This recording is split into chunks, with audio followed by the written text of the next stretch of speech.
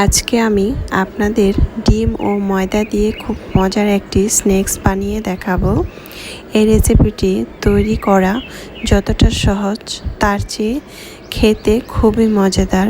বড় থেকে ছোট সবাই পছন্দ করবে এই নাস্তাটি। চলুন দেখা যাক এই রেসিপিটি। আসসালামু আলাইকুম, আজকের রেসিপিতে স্বাগতম জানাচ্ছি। এই তো প্রথমে আমি পেঁয়াজ কুচি নিয়েছি, ধনেপাতা কুচি নিয়েছি, কাঁচামরিচ কুচি নিয়েছি, পরিমাণ মতো লবণ দিয়েছি। এখন আমি 2টি ডিম দিয়ে দিব।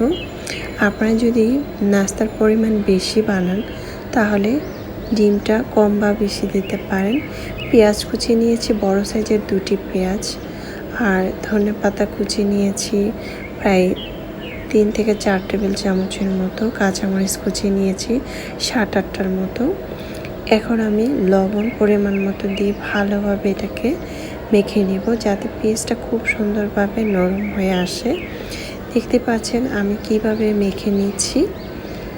এভাবে মুড়চিয়ে মুড়চিয়ে মেখে নিতে হবে যাতে পেস্টটা একদম নরম হয়ে যায়। মরিচ, পেঁয়াজ এবং ডিম একসাথে যাতে খুব ভালোভাবে মিক্স হয়ে যায়, আমি এমনভাবে মেখে নিচ্ছি।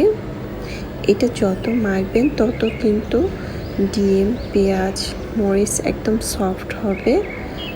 এখন আমি কিন্তু ভালোভাবে মেখে নিচ্ছি, দেখতে পাচ্ছেন।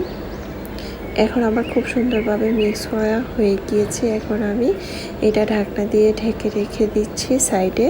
তারপরে চুলায় একটি প্যান বসিয়েছি।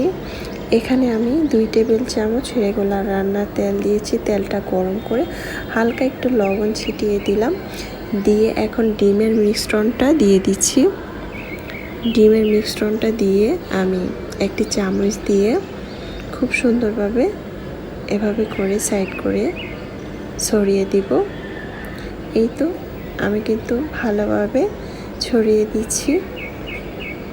আমার কিন্তু সাইড করা হয়ে গিয়েছে। এখন এ পর্যায়ে চুলার আঁচটাকে কমিয়ে ঢাকনা দিয়ে ঢেকে রাখবো 2 মিনিট।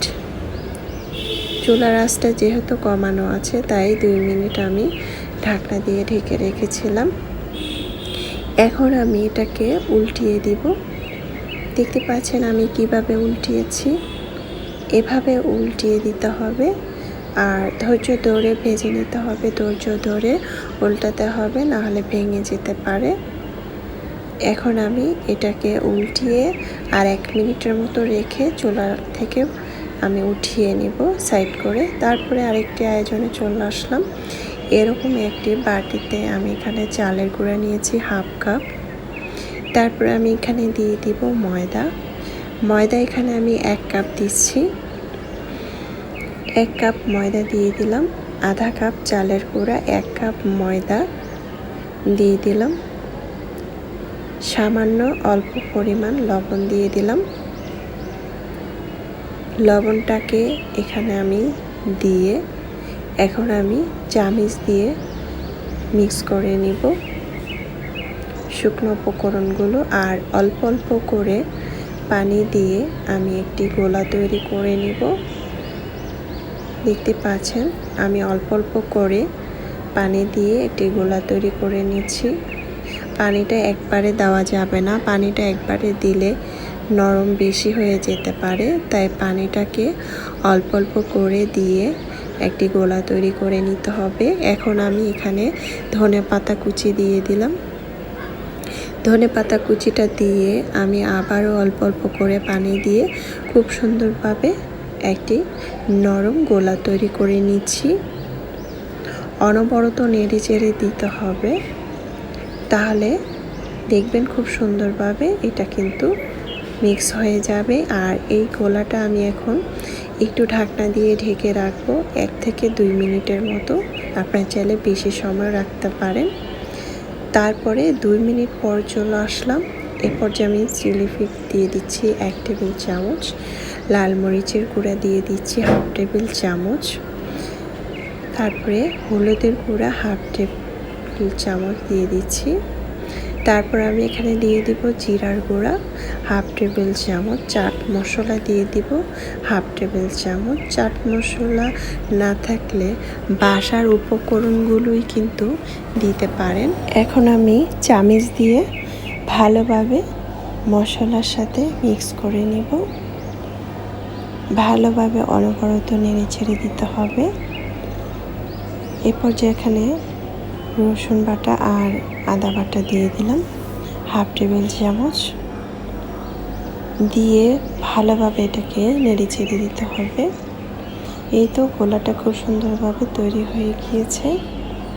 এখন আমি এটা রেস্টে রেখে দিলাম। এই তো ভাজা ডিমটাকে আমি ঠান্ডা করে নিয়েছি। এখন আমি ছুরির সাহায্যে কেটে নিচ্ছি।